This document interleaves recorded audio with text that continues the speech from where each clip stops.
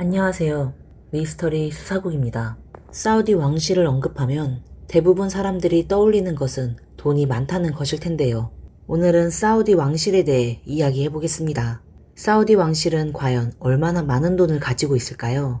2017년 살만 빈 압둘라지즈 알 사우드 국왕은 동아시아로 여행을 가기로 했습니다. 그런데 그 출국길에 사용한 것이 단순한 개인 비행기가 아니라 금으로 장식된 보잉 747입니다. 이건 보잉 747이 아니라 플래티넘 747입니다.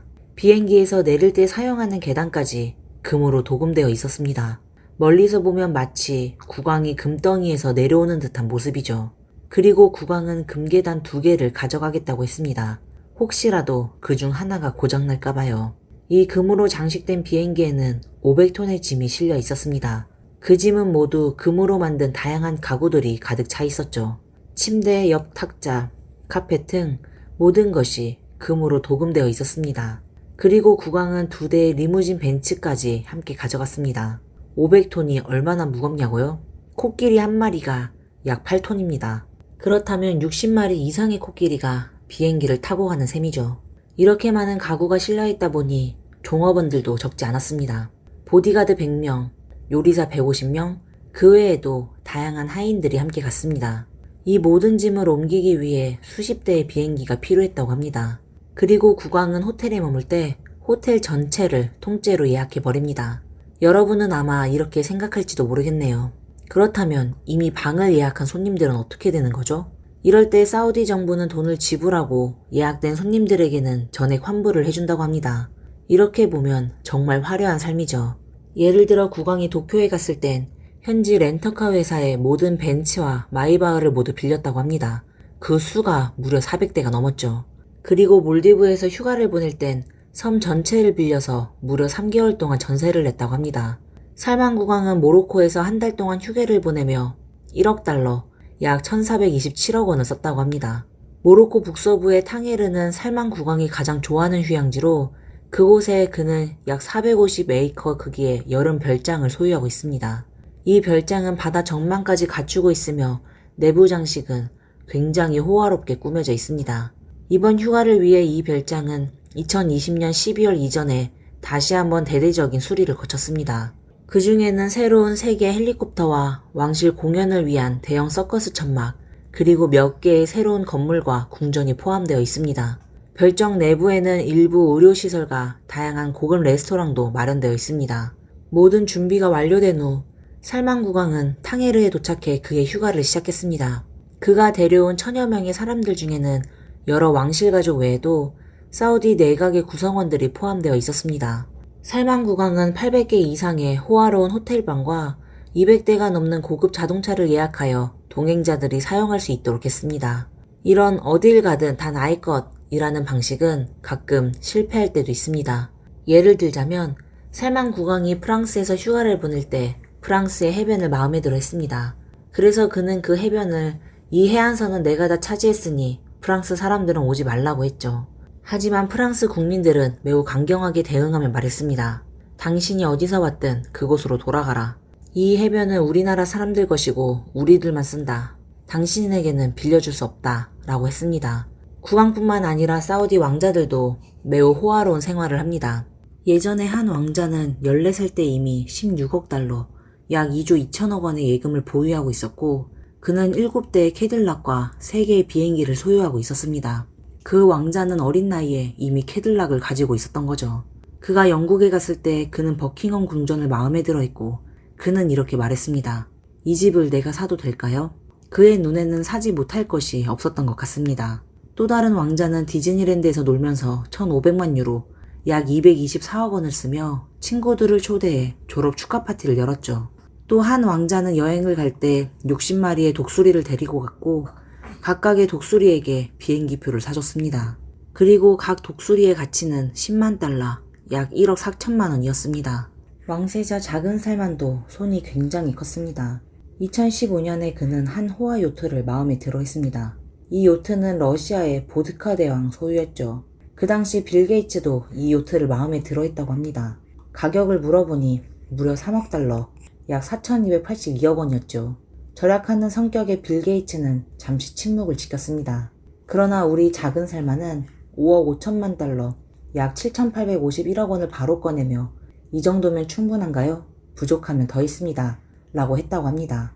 그리고 몇 달 뒤 그 요트가 홍해에서 암초에 걸리면서 사고가 났습니다. 그러자 작은 살만은 1억 달러, 약 1,427억 원을 들여 수리했으며 그 과정에서 전혀 마음 아파하지 않았다고 전해집니다. 사우디 공주들 역시 돈을 쓸 땐 절제 없이 쓰기도 합니다. 한 공주는 파리의 샹그릴라 호텔에 자주 머무르며 몇 달씩 계속 묵는 경우가 많았습니다. 그녀는 항상 많은 수행원들과 함께 있었고 그래서 41개의 방을 전부 예약해 놓았죠. 그리고 파리에서 쇼핑을 매우 좋아했는데 너무 많이 사다 보니 외출할 때마다 4대의 트럭이 그녀의 쇼핑한 물건을 실어 나왔습니다. 그녀는 또한 파리에서 3개의 창고를 빌려서 물건을 보관했죠. 하지만 그녀가 많은 물건을 샀지만 사실 대부분은 그녀가 쓸 수 없는 것들이었습니다. 예를 들어 많은 고급 여성 의류를 샀지만 사우디에서는 여성들이 검은 천만 입기 때문에 그녀는 그것들을 안에만 입을 수밖에 없었습니다. 또한 그녀는 스포츠카를 타는 것을 좋아했지만 사우디 여성은 그때까진 운전할 수 있는 권리가 없었죠. 그래서 스포츠카를 사도 운전할 수 없었습니다. 하지만 그녀는 그 과정 자체를 즐긴다고 합니다. 사우디는 햇빛이 너무 강하기 때문에 이 공주는 오후 5시가 지나야 쇼핑을 시작하는 습관이 있었습니다. 그녀 덕분에 샹젤리제 거리의 고급 상점들은 더 이상 정시에 문을 닫을 수 없게 되었죠. 나중에 이 공주는 한 번은 돈이 없어서 호텔에서 도망쳐야 했습니다. 호텔비도 지불하지 않고 2,700만 달러, 약 385억 원의 쇼핑 빚을 남긴 채 사라졌습니다. 결국 상인들은 어쩔 수 없이 사우디 대사관에 연락할 수밖에 없었죠. 또 다른 사우디 공주는 파리에서 강도를 당했는데 도둑이 그녀의 30개나 되는 에르메스 가방을 훔쳐갔습니다. 그녀는 그 소식에 충격을 받아 기절했다고 합니다. 사우디 왕실의 또 다른 특징은 바로 왕자가 많다는 것입니다. 현재 사우디에는 왕자라는 칭호를 가진 사람이 5,000명이 넘습니다. 그만큼 거리에서 왕자를 만나는 것이 흔하다는 뜻이죠. 사우디에서 왕자라고 불리는 것은 너무나도 일반적이라 그 가치는 거의 없는 것처럼 느껴질 정도입니다. 심지어 누군가는 농담을 하며 마냥 높은 곳에서 돌을 던지면 왕자가 맞을 가능성이 크다 라고 말하기도 합니다. 왕실의 전체 구성원은 15,000명이 넘는다고 합니다. 그럼 왜 이렇게 많은 왕자가 있을까요? 사우디는 일부 다처제를 허용하기 때문에 한 남자가 동시에 4명의 아내를 둘 수 있습니다. 그리고 만약 더 많은 아내를 원한다면 한 명을 바꾸면 됩니다. 최대 4명의 아내를 동시에 가질 수 있는 것이죠. 예를 들어 사우디의 건국 황제인 이븐 사우드는 38명의 아내를 두었고 이들로부터 태어난 자식들이 또 많은 자식들을 낳으면서 사우디 왕실의 후손은 폭발적으로 증가하게 되었습니다. 사우디의 역사는 건국 황제인 이븐 사우드에서 시작됩니다. 당시 20대인 이븐은 몇십 마리의 낙타와 여러 자루의 무기, 그리고 자신의 부하들과 함께 고향으로 돌아가서 자신의 영토를 되찾기 위한 싸움을 시작했습니다. 30년의 노력 끝에 그는 현재의 사우디를 세웠고 자신의 가족 성씨를 따서 첫 번째 국왕이 되었습니다. 하지만 그 당시에는 사우디가 아직 석유를 발견하지 못했기 때문에 경제적으로 매우 가난했습니다. 그리고 각 부족들은 독립적인 권력을 가지고 있었죠. 정권의 안정을 유지하려면 여러 부족들과의 결혼 동맹이 필수적이었고 그렇게 이브는 38명의 아내를 맞이한 것입니다. 결국 이는 가문을 위해서 한 일이었기에 조금 힘들더라도 별로 상관없다고 생각했던 것이죠. 이브는 여러 아내 중에서 특히 수데일이라는 여인을 매우 총애했습니다.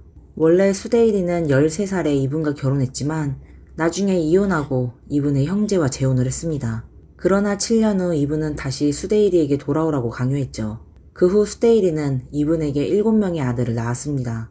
이 7형제는 수데일이의 7형제라고 불리며 후에 권력을 두고 중요한 인물들이 되었습니다. 이 점을 기억해 두세요. 이들이 이후 권력 다툼에서 중요한 역할을 하게 됩니다. 앞서 언급한 대로 사우디의 1처 다부제 덕분에 많은 자녀들이 태어났습니다. 그렇게 이브는 성인이 된 아들만 36명이 있었습니다. 이브는 이로 인해 왕국의 안정성에 큰 영향을 미칠 것임을 잘 알고 있었기에 국가가 계속 이어지도록 하기 위해 왕위 계승에 관한 규칙을 만들었습니다. 그는 왕위는 항상 형이 사망한 후 동생이 이어받는 방식으로 하기로 했습니다. 즉 첫째 아들이 왕위를 계승하고 그 후에는 둘째, 셋째, 넷째, 다섯째 아들 순으로 이어지겠죠. 이 시스템은 겉보기엔 매우 합리적으로 보였지만 모두가 똑똑하니 당연히 누구든지 사적인 이익을 생각할 수 있다는 걸 다들 예감할 수 있었을 겁니다. 그렇습니다. 결국 그런 일이 발생하게 되었습니다. 그 당시 사우디 왕국은 여러 차례의 정권 교체와 쿠데타를 겪은 후 마침내 25번째 아들인 살만 왕자가 왕위에 오르게 되었습니다. 그가 바로 현재의 국왕 살만이며 그는 사우디의 제7대 국왕이 되었습니다. 그 당시 살만은 이미 79살이었죠. 서방 언론은 이를 보고 매우 놀랐습니다. 당신은 이미 알츠하이머 병에 걸린 게 아니었나요? 어떻게 아직도 일을 할 수 있죠? 라며 의아해했다고 전해집니다. 살만 국왕이 왕위에 오른 후 그는 빠르게 민중의 마음을 사기 위해 대규모로 39조 원을 풀며 민심을 얻었습니다. 그리고는 편안히 앉아서 보잉 747을 타고 여러 나라의 정치 고위층과의 관계를 확장하기 시작했습니다. 오바마와 이야기를 나누고 힐러리와도 대화를 이어갔으며 그 사이에는 부시와 형제처럼 지내기로 하고 푸틴과는 비밀리에 대화를 나누기도 했습니다. 국가가 점점 안정되고 성장하는 모습을 보며 살만은 마음속으로 왕위를 아들에게 물려줄 계획을 세우기 시작했습니다. 그가 처음 왕위에 오른 당시에는 전통을 중시하여 본인의 동생을 왕세자로 임명했습니다. 하지만 왕위에 오르고 얼마 지나지 않아 그는 그에게 이렇게 말했습니다. 너도 나이가 좀 있으니 젊은 사람에게 기회를 주자. 그래서 그는 자신의 동생을 왕세자 자리에서 물러나게 하고 자신의 조카를 새 왕세자로 임명했습니다. 그리고 자신의 아들 작은 살만을 부왕세자로 두었죠. 이제 모두가 그의 속셈을 알 수 있겠죠. 사실 왕위를 자신의 아들에게 물려주려는 계획이었습니다. 하지만 공공연히 아들을 왕세자로 임명하면 민중들의 불만을 샀을 것이기 때문에 조카를 희생양으로 내세워 여론의 집중을 돌린 것이죠. 결국 사우디 왕실은 크게 소란스러워졌고 몇천 명의 왕자들이 줄을 서서 왕위 계승을 기다리며 누가 먼저 줄을 서느냐를 두고 갈등을 벌였습니다. 결국 이 모든 일이 끝난 후 조카는 왕세자 자리에서 물러나고 그의 아들이 왕세자로 임명되었습니다. 결국 이익 앞에서는 어떠한 친족 관계도 중요하지 않다는 것을 보여주는 사건이었습니다. 오늘 사우디 왕실 이야기는 여기까지입니다. 저희 영상이 마음에 드신다면 좋아요와 구독 버튼 부탁드립니다. 그럼 다음 시간에 다시 찾아뵙겠습니다. 감사합니다.